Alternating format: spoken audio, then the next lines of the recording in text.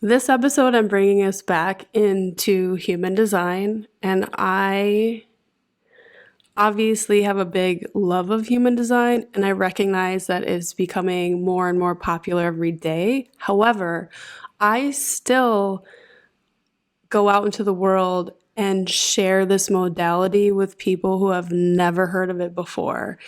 And they only still know their sun sign in astrology. So the more we all share human design, the more people will start understanding the importance of this modality. I'm a projector, so for me, human design is a huge part of self-discovery for me and understanding how I'm a little bit different. I also want to come and caveat in here always that human design is an experiment. It's a modality to have fun and play with, and we are all here using the tools that resonate from us for us. So if you're like, nah, I'm not really into human design, all good. And if you're like, I'm curious and still wanting to explore it, I'm going to be sharing throughout this podcast my personal take on human design, my the deep studying, reading, experimenting, working with a lot of clients through the lens of human design. So this is going to be like another really introductory podcast, and today I'm going to go into the profile lines in human design. Now, I feel, in my personal opinion, that type, strategy, authority, profile are where you want to get your start in your experiment of human design. Before you go any farther in this, the next layer, I would say, is the energy centers, which I'm really looking forward to sharing in the future with all of you. So if you didn't listen to my previous episodes about type, strategy, and authority, go back and listen to those first, because this will layer on top of the teachings from that.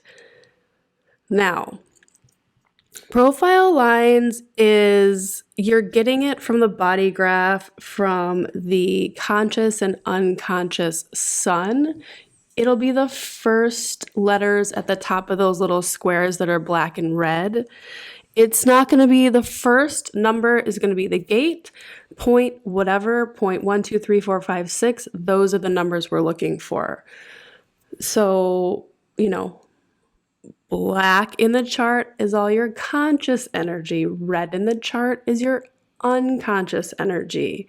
And you'll see that in the body graph with the activations in the gates and the either hanging gates or the channels.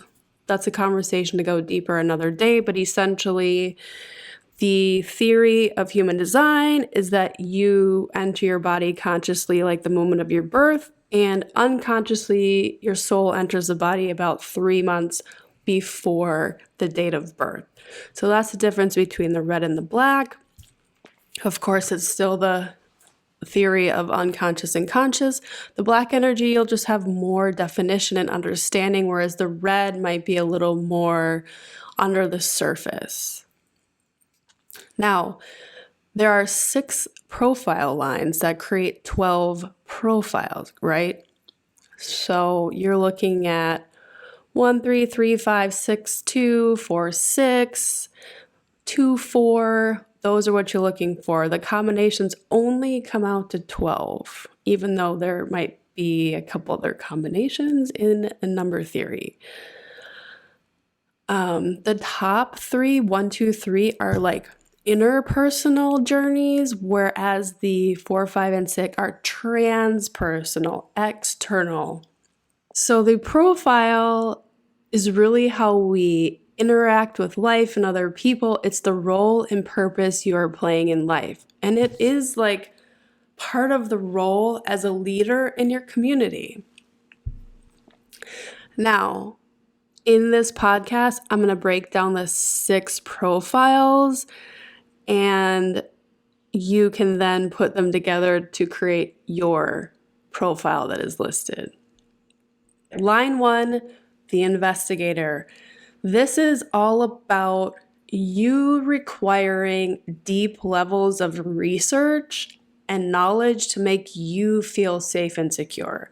So you're the type of person who might do all the research when going on vacation, or reading the entire book, or learning what's really important to you from a deep layer. And then you're going to go and share that expertise with your community. You're going to check it out and do the research and dive a little bit deeper, and then share a little more of the cliff notes on the arc of what you've learned. So this is for you to share your deep knowledge and expertise with your community.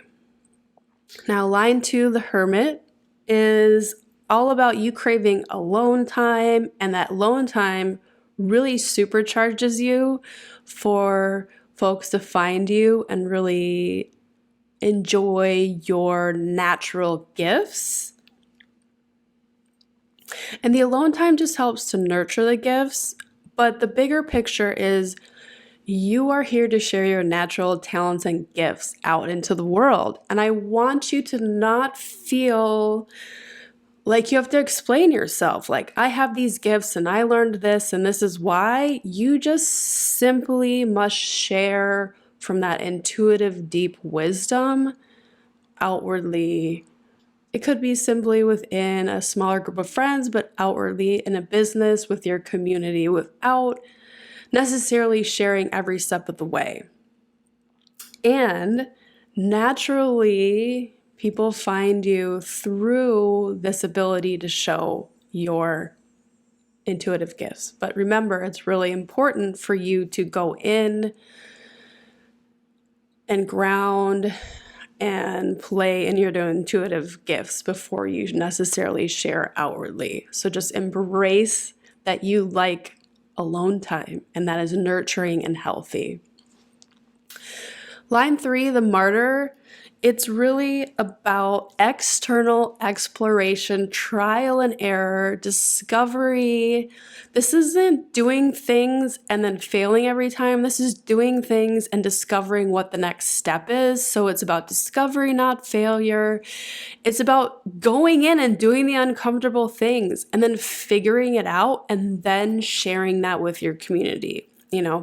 Again, share the trials and errors about what you have learned by experimenting in your business and what's working and what's not. This could help a lot of folks skip a bunch of steps to get to where they want to be and obtain the knowledge from you that you are here to share. So embrace that you love to try new things and explore. Now we move into transpersonal energy within these profile lines. Line 4 is the opportunist. This is now going transpersonal. This is outward expression. So the line 4 is really about relationships are important. You get a lot of connections through your relationship. This is bringing your community together. This is about involving your community, creating warmth and connection. This is definitely the energy in business where really curate the community that's already there and listening and excited to hear from you. And like the example that I like to use is like, hey folks, do you want to know, like, I'm looking for a new restaurant. I'm looking for a new podcast. Like, outwardly ask it. This is also, if you're looking for a new job or a recommendation for a bike shop or a new coffee shop, it's like, ask your community. Even like in dating, it's like, this is the opportunity to ask a couple friends to suggest someone who might be a good fit to go on a date with. This is when you're looking at jobs, like talking about it with friends, talking about it outwardly, right? And in a business sense, it's really cultivating that community, bringing people together. Maybe there's some folks in your community that like getting together outside of the big community platform would be beneficial, or bringing people out to share with your community. This is the energy of the line 4. And from a personal experience, I'm a 4/6. I have gotten most of my opportunities in my business through referrals, through my community, through sharing outwardly what I'm all about and talking to people all the time about what I'm passionate about, what I'm into. So that line 4, create community, nurture the community, share outwardly, and you'd be surprised at how many opportunities kind of come your way. Now, line 5, the heretic. This is about being a deep, wise sage. This is about a life path of helping others.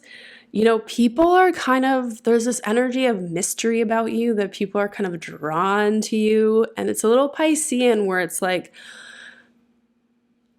also there's some healthy boundaries, right? So it's like letting the community and the people in who are good and having healthy boundaries when it's appropriate. So there is a little caveat with this, but the main thing is you are this wise sage. You are really, really good at problem solving and like tapping into the collective experience. And clients are drawn to you for your natural wisdom. So embrace that, healthy boundaries, share your deep wisdom. It's a little bit like the Hermit line 2, where you're just so intuitive, but this is on a different pulse. This is like holding the pose and sharing your wisdom and helping the collective problem solve through your natural intuitive guidance. Okay? Line 6 is the role model. Again, I'm a 4/6, so this is very comfortable for me, and I experiment with this a lot. Now, this is slightly more nuanced in a different way. So there's 3 stages in life. There's, age 1 to 30 with your Saturn return. This is very line 3 energy. This is external exploration through trial and error, going about life kind of like checking things out, what's working, what's not. Very, very deep external exploration. Then from 30 to 50, which is around your Chiron return at 50, in this, it's called going on the roof. And this is like kind of looking at your last 30 years of external exploration, going through a series now of internal exploration and kind of bridging the 2 phases together to really go deep into who you are authentically, what you're all about, what you've learned in your life. So your Chiron return at age 50, stage 3 of the role model, you are showing up in full expression of who you are to share with the collective that they get to be whoever they want to show up as themselves authentically. So in a business, this is leading by example, giving insights on what you've learned along the way, and by doing all these things authentically as you from the experiences that you've had, and being that deep leader, because this is someone whose leadership only keeps growing as they move through life, right? I also don't want you to be like, I'm only in phase 1 and like how I have to wait all this time for phase 3. It's not. Enjoy the ride that you're on right now and continue to show up as the leader in your community from an authentic place that is just your expression. So in the last couple episodes, I have moved through what I believe are some of the key components when you start experimenting with human design. And some of you may already be in your exploration and learning about human design. And this is my take and distillation on what I feel like are great points and things to think about. And I want you to think about how you're showing up for your community, right? A manifestor, how are you going to show up for your community? If you're a 1/3, manifestor, how are you going to show up for your community, right? You're going to share the messy. You're going to share so much messy with your audience. You're also going to share your wins, right? A 3-5 projector is going to share the messy, but also tap into that guidance to then distill the wisdom that you're going to share. And you're going to do softer calls to action. You're going to bring people into your magic. A 2-4 reflector is going to use that energy of mirroring the collective, and you're going to go in so that you can distill that energy that is yours, line 2. And then you're going to line 4, you're going to then share that deep knowledge with your community through what is intuitively guiding you and also what is mirroring the collective and what the collective needs, whether it be healing or wisdom or empowerment. Do you see how the energy plays? It's like, and then we can add another layer in with authority, but I want to keep it simple in this for today so you can see how the power of human design will help you tap into your internal guidance system, your intuitive knowledge to then share with the collective. I'm curious on how this is all landing for you. Please send me a DM. Please subscribe and please share this podcast. I look forward to sharing more about human design with you.